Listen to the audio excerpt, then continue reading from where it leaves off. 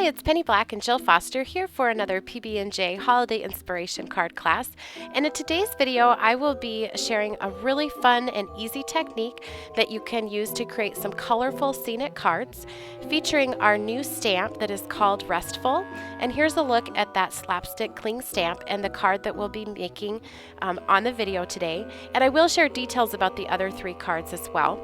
I'm just going to pop up real quick the supply list used in creating this card and let you know that I will repost this at the very end of the video along with the colors used on all four cards, so for each card. So at the end of the video, if you want to look at it in more detail, you can just hit pause right up on screen and you'll see that supply list again.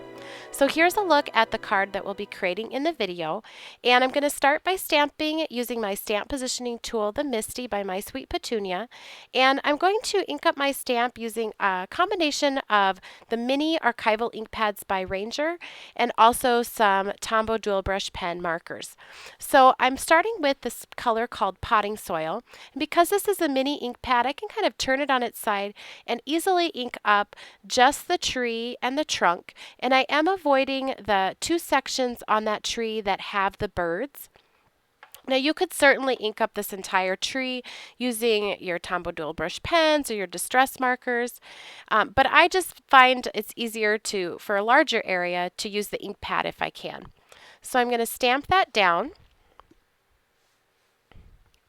And I am stamping onto Neenah Solar White cardstock. This is a nice smooth cardstock which captures all the detail of this beautiful stamp and also makes it easy to apply our inks later on to the background. So now I'm using a Tombow dual brush pen and I am applying that to the trunk of the tree and onto some of the branches. This will darken the color in those areas. It also allows me to get right up next to where those birds will be stamped, so I can get the detail around those birds without actually inking the birds in brown. And now I'm ready to add the color to the birds, so I'm using a blue just on the birds. And I will have the exact colors used for each card, including this one, at the very end of the video. And I'm going to stamp that a few times just to make sure that I get the color that I would like.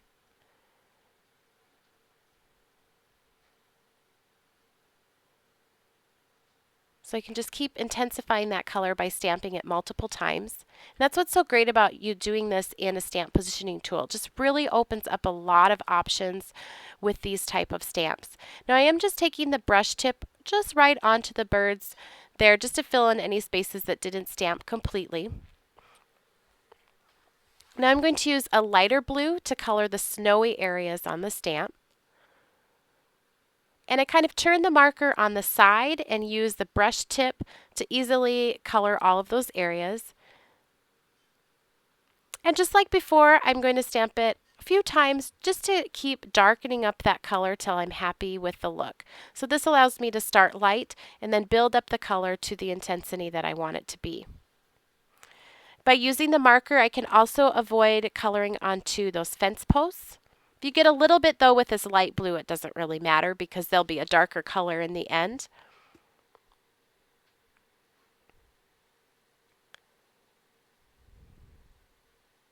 And I'm also going to add just a touch of gray on those same areas, but not completely coloring them. Just a touch on those to add some variation to the ground. Now I'll go back to that brown that I used on the tree trunk and color onto those fence posts.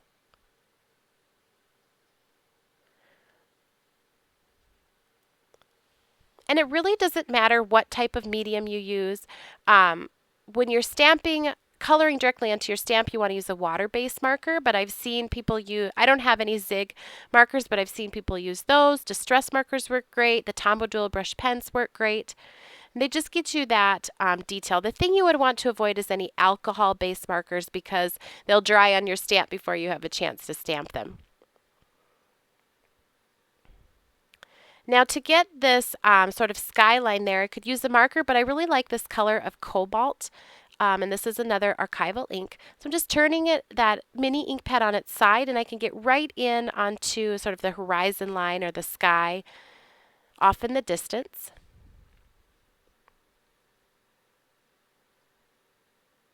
And just that area where there's a little bit more solid, I'm going to re-ink that, and while I'm up there, I'll just get the rest of this, the horizon line.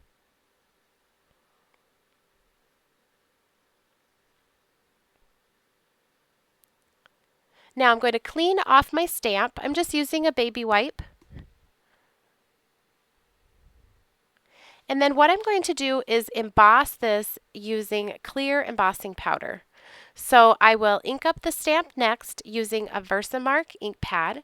First I will put an anti-static bag across my page just to be sure that the embossing powder only sticks where I want it. And now I'll ink up the stamp using the Versamark ink pad. This is a clear sticky ink which our embossing powder will stick to, and the purpose of doing this step of stamping and embossing it, heat embossing it with clear powder, is to seal in all of those colors that we've just stamped. So once that is sealed in with the clear embossing powder, we can go in and do our background by putting inks onto the background, but all the areas that have been embossed will resist that ink and their true color will show even with the ink going over the top and onto the background. And that'll make more sense probably when we move on to that step. So I've stamped that Versamark ink on there, and I will sprinkle this with clear embossing powder. And then I'll just grab my heat tool and set that.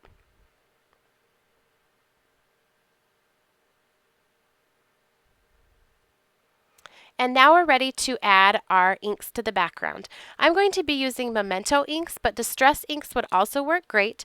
For this bottom portion of the snow, I'm using a little fingertip dauber, and that just lets me get into this real small area easily.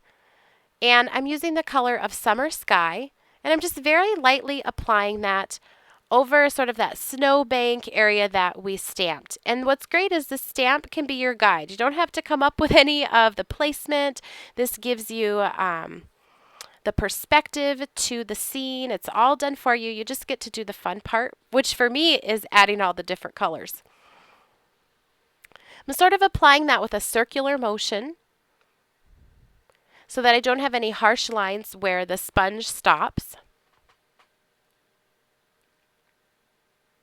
And you can see that that area that we stamped is resisting that ink, so you still get to see that true clear color, or not clear color, but that true color coming through.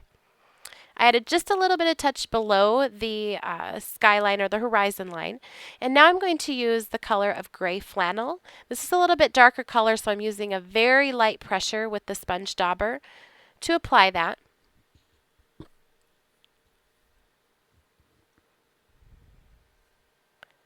And now we're going to work on the sky. So I'm just behind my head there is putting down a piece of Post-it tape to mask off that area below the horizon line. And I'm going to use the Cantaloupe Memento ink and another sponge dauber. And I'm going to apply this mainly sort of behind the tree. So I guess it could be a sunset or a sunrise on a winter's day. And I just love that warm sky, even though it's a cold, wintry scene. To tone that down, though, a little bit, I am going to put right over the top some peanut brittle Memento ink. And I'm working in a circular motion right down towards that Post-it tape.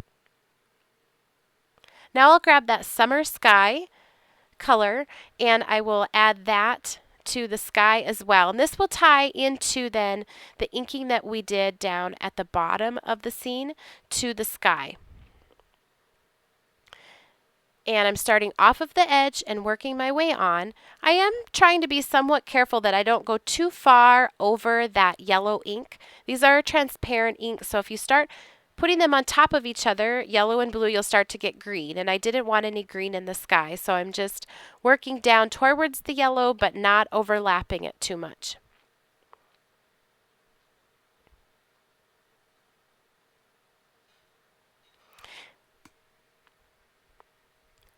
The next color I'll grab is Danube Blue.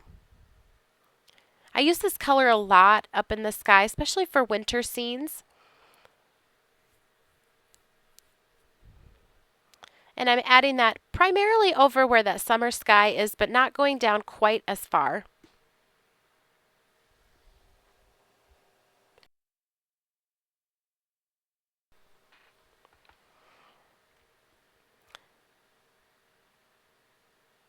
And then finally, to make it even darker, I am going to use the color Nautical Blue. And this will be mostly towards the outer edge of the card.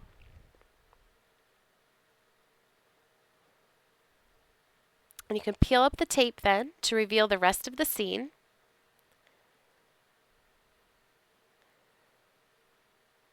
I decided I felt like the sky up at the top was a little bit brighter blue than the snow shadows down below. So I'm just using that gray flannel very lightly. Actually, I have the little fingertip dauber because that's what was out on my desk. And just very lightly going over that blue just to tone it down a little bit.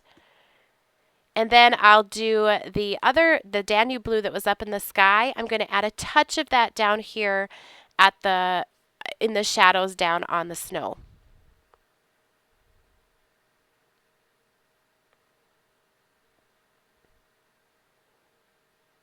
And I just cleaned off that dauber until no more ink was coming up, and I'll put a little bit more of the gray flannel. So I found as I worked just to tie in the sky to the shadows on the ground, I just had to go back a little bit afterward. Now to add some splatters of snow to the background, I'm using the Dr. Page Martin's Hydrus watercolors in the color of titanium white, and I'm just dumping a little bit out here onto an old acrylic block. I'll grab a paintbrush with just a little bit of water, and I'll just go crazy splattering it all over. It's easy to clean up off your work surface, or if you're like me, a little bit up off my glasses, using a baby wipe because it is watercolor, so it comes up real easy. You could also put it in a box when you go to splatter.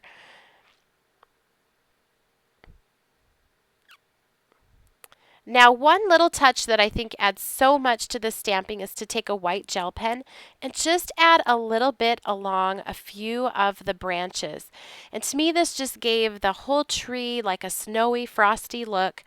And it's so easy to do, but it really makes that image of the tree pop on the front of the card.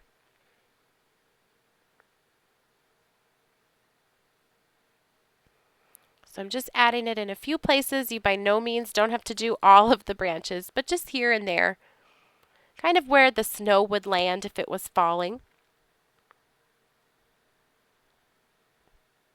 And then I'll also take that gel pen and color in some snowflakes up into the sky. The ones that are splattered dry a little bit lighter, and these ones are more opaque and bright. And I like the mixture of two for added depth to the scene. So basically then all I did was mount this to a note card and it was finished. You can see there on the left I've listed the colors that I use for the initial stamping and then the background inking. And I've done that for the other color samples here that I'm showing you. So I had so much fun with this that I decided to do 3 more samples. This one I kept with more of kind of a vintage masculine look.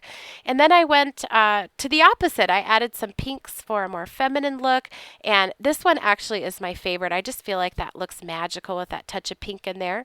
And then for some really bold color, I added some oranges and yellows and even some turquoise and greens into the sky and into the snow. So I thank you so much for watching. If you enjoyed today's video, be sure to give it a thumbs up and subscribe to our YouTube channel.